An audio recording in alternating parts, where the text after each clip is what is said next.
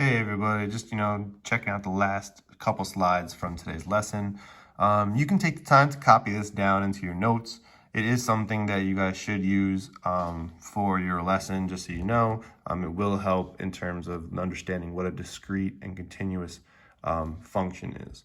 That being said, continuous just means that all of your inputs can follow through over and over again. So you can use 0, 0.1, 1111, 0.000001, 0.25, 0.5, 0.3, 0.75, 0.99999, 1 point, and every possible idea of a number between 0 and 1, 0 and 2, all the real numbers, things like that.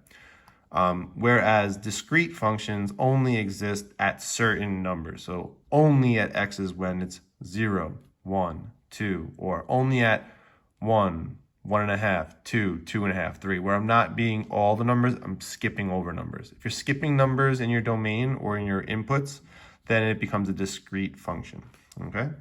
Let's take a look at the next two slides. This should be relatively simple, but here's a real world example. Mr. Chris went to the store to buy some CDs. The key thing being CDs, right? That's really what I'm trying to buy. This is my dependent variable. I'm buying CDs. My independent variable will be how much money I spend, right?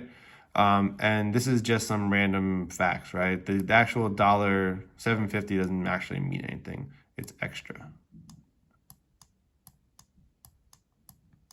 right? So the fact that it's extra means I don't really necessarily need to put it in there, but many people do believe that they need to have those answers there. That being said, let's go ahead and actually answer the question, like, is this scenario representative of a continuous or discrete function? Well, when you know what your x value is, and that's the CDs, it makes life a lot easier. Now, here's the question.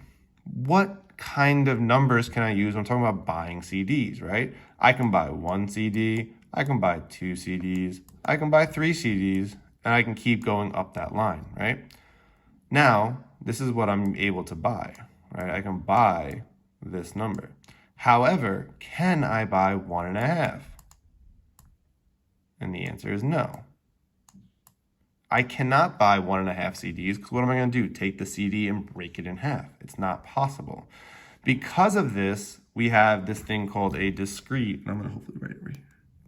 This is discrete because I can't use all possible x values, right? I can't use 1.5 or 2.5, right? Those are all no's. I can't do that. So it becomes discrete. It's very specific, the amount of x's that you can use. You can't use anything for it. So hopefully that helps. Now let's go ahead and look at another example. Let's go ahead and dive into that next example, being the fact that Mr. Luke loves to run for his workouts. Every hour that he runs, he burns 250 calories. Is this scenario continuous or discrete? Remember, the first thing you have to do is figure out what the dependent variable is. And the dependent variable in this scenario is hours or time. Time being super important, right? That's your x value, x equals. Now, remember, you are burning calories, like you're burning calories per hour. But here's the thing, if I run 0, I burn 0 calories. If I run for 1 hour, I burn 250. But am I able to run 1/2 of an hour? Would I end up getting some type of a quantity? The answer is yes. I can run for a half an hour and I can burn some calories. Hell, I can even run for 1 second, 1 minute, a half a second. So this case, since I can use any, right, any time, you can run for 7 hours, right? Any time is good. Therefore, it is continuous. Since I can use any time frame to make this true, it's a continuous function, okay? So the question whenever you're dealing with discrete versus continuous should always be, what's my domain, or what's my x value? What's my independent variable? And can I use all numbers for this variable? If it's time, the answer most of the time is going to be yes. Time is continuous. You can use 1 second, every half a second, every 1/8 of a second, whatever you need to use. If it has to do with specific items like CDs, people, things like that, you cannot cut these things in half. You cannot break these things in half without having to buy the whole thing. You can't talk about 1/10 of a human being like their toe. It's not going to work. Hopefully this helped clarify. If you have any questions, reach out to me on Remind. I'll be posting more videos as we go through the school year. Have a great day, guys. Bye.